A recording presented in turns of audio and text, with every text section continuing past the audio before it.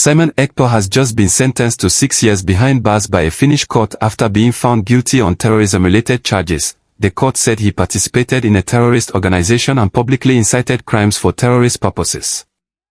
This is the judgment handed down by the Pejothim District Court, and it includes findings about aiding violent acts, unlawful fundraising and other linked offenses. Before we go deeper, quick reminder, if you like accurate, balanced Nigerian news and gist like this, please like this video and subscribe so you don't miss updates. Do that now, it helps the channel grow. Here's the short timeline you must know. Ekpa was detained by Finnish authorities after a lengthy probe. The case looked at his activities from 2021 through late 2024, according to the court. The charges included public incitement to commit crimes with terrorist intent, and the judgment also referenced financial wrongdoing and breaches of professional conduct. The sentence came after prosecutors presented evidence linking some of his directives and online broadcasts to violent events and economic disruption in parts of southeast Nigeria. Now, Nigerians, and I mean everyone watching, are asking, why did Finland move relatively fast to convict, while our own justice system often appears slow, clogged, and bogged down by delays? First, let's be frank, Finland's criminal justice process in this case benefited from sustained investigation by specialized authorities, cross-border cooperation, and a court system that prioritized handling the case with urgency.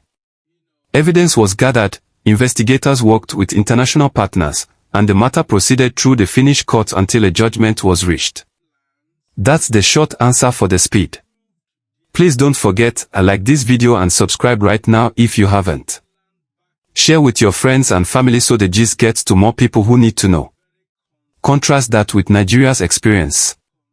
Our criminal justice system routinely faces massive backlogs, limited forensic and investigative capacity, inconsistent witness protection, and sometimes political interference. Cases that touch on national security or involve powerful actors can take years before trial. People feel the delay, victims, accused persons, and the public. That gap feeds frustration and sometimes vigilante responses. The Ekpa outcome is a live lesson. When evidence is collected properly and handled professionally, courts can deliver verdicts that readers of the law accept, and that helps restore some public faith. No system is perfect, but process matters. Another angle for Nigerians, misinformation spreads like wildfire. Almost immediately after the Finnish judgment, false claims circulated, some said he was released, others suggested the court reversed itself. Reliable fact checks and reputable outlets quickly corrected those stories. That's a reminder to all of us to verify before we forward. If you see dramatic claims without credible sources, pause. Verify. Like this video and subscribe, we will keep sharing verified updates. Let's talk consequences and what this might mean for Nigeria's justice and security approach. First, the Nigerian government has publicly commended Finland's handling and signaled it may pursue repatriation or further cooperation on related suspects. That's a diplomatic outcome. Arrest and prosecutions abroad can bolster domestic cases, but they also raise questions about sovereignty, extradition logistics, and how to pursue justice without inflaming tensions at home. Expect discussions between ministries, the security apparatus and the judiciary on next steps. Hold up, if you find this helpful, please hit like again and subscribe. Small click, big help to the channel. Back to substance, what should Nigeria learn from Finland here? I give you 3 practical lessons, plain and simple. First, invest in independent, capacitated investigators. When police and specialized agencies have training, technical tools, and cross-border cooperation networks, they can build cases that stand in court.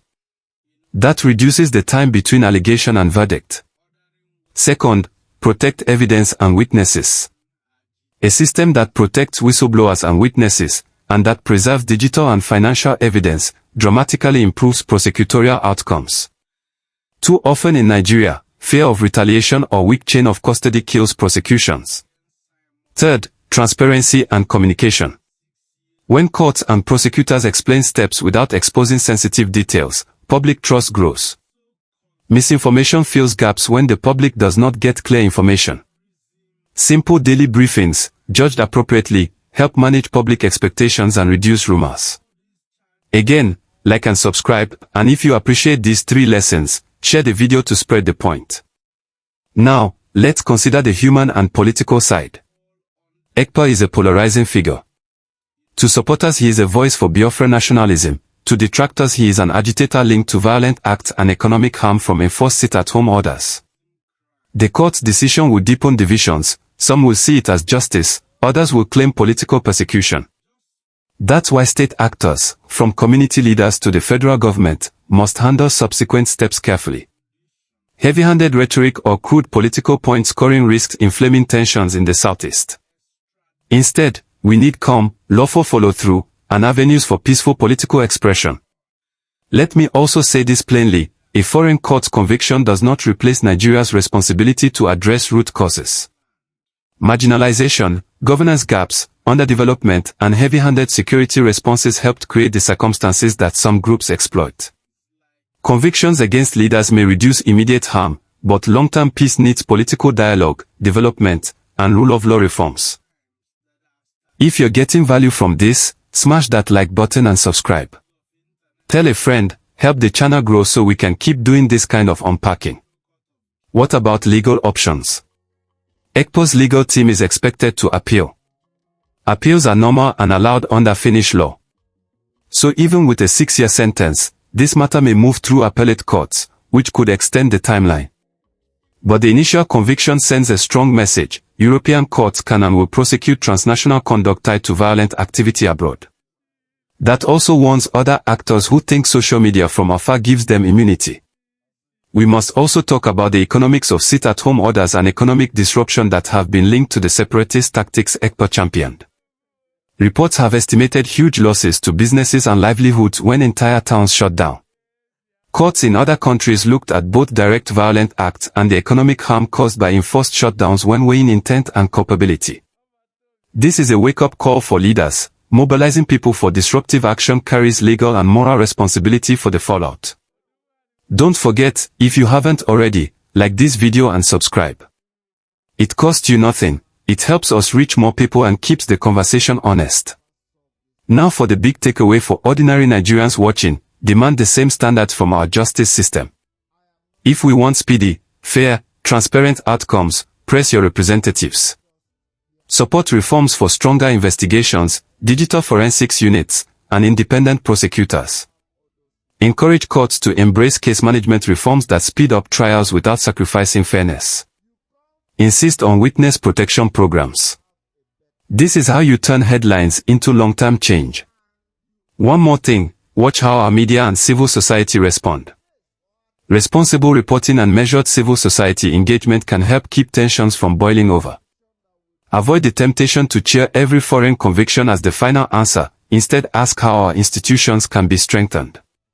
Share verified updates, support victims, and keep the demand for due process consistent for all sides. Final practical notes: expect more litigation, possible diplomatic talks about repatriation, and more scrutiny on diaspora leaders who use foreign platforms to mobilize action at home. Also expect the Nigerian government to use this moment to show its citizens that it can work with international partners on tough security challenges. Whether that translates into real domestic judicial reforms is something we must watch closely and push for. Again, like this video and subscribe. Hit the bell so you get notified when we post verified follow-ups, analysis, and interviews. If you're in a discussion group, bring this up: what would you change in our justice system to handle complex transnational crimes faster and more fairly? That's the gist for now. If you want me to keep unpacking the court papers, reactions from government, and the possible legal path ahead, write continue and I'll carry on with more details, analysis of the court's written judgment, and steps Nigeria can take next. And remember, one quick click, like and subscribe, helps keep this work going.